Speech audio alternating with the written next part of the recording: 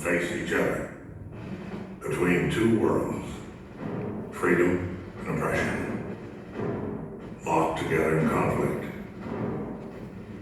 In the early hours of 6 June, as a pathfinder guiding the invasion forces, Gene Sellers leapt into brutal combat.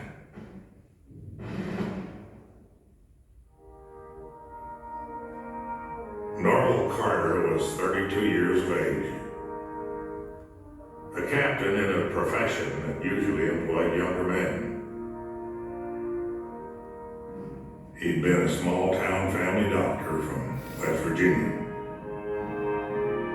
As a battalion surgeon, he did not have to be in direct fire, but he chose to be there on the front lines to help the wounded. 11 days after landing at Omaha Beach, Norval would find himself in the surrounding hedgerows near a small Norman town called Saint-Lô.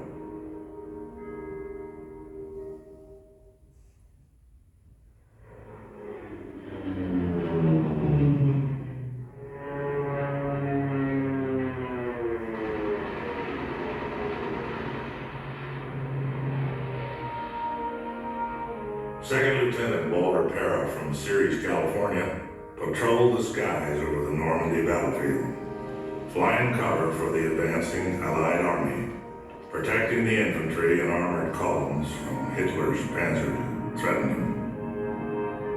Walter loved to fly. He was most comfortable in the cockpit of his aircraft. He was a born flyer. Walter's B-38, flying low over the small village of Lake Ouray, on 15 June 1944, was hit by intense anti-aircraft fire.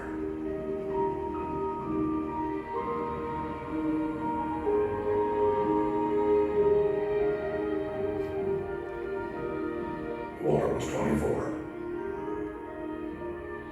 Walter's father wrote of his son, "Spiritually, we feel that he is as close to us buried in France as if he was buried here.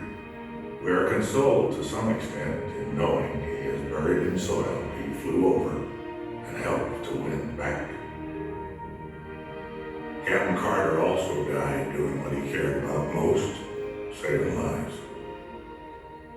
By a small forest near Saint-Lô, he ventured out from the safety of a foxhole to save a wounded GI. In doing so, he was shot and killed by a German sniper. But the soldier he saved lived and eventually returned home. Gene Sellers was one of the first Americans killed on D-Day. He died at a small crossroads near the village of Saint-Côme-du-Mont while trying to land and set up beacons for the 101st Airborne paratroopers. He never managed to get out of his parachute.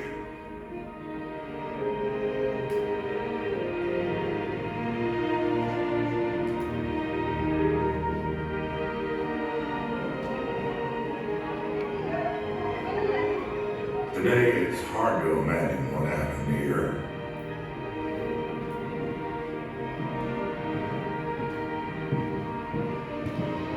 It's hard to imagine that this is the final resting place of more than 9,000 young lives. Lives that ended in battles that raged on this beautiful countryside.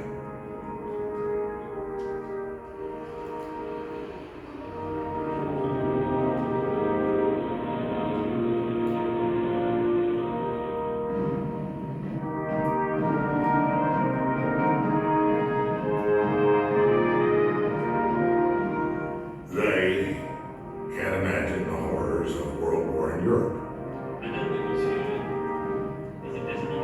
But they can. They remember their days as young men in uniform, who in absolute excitement and fear prepared themselves for battle. And they most certainly remember those who stayed behind after they passed by to complete their lives.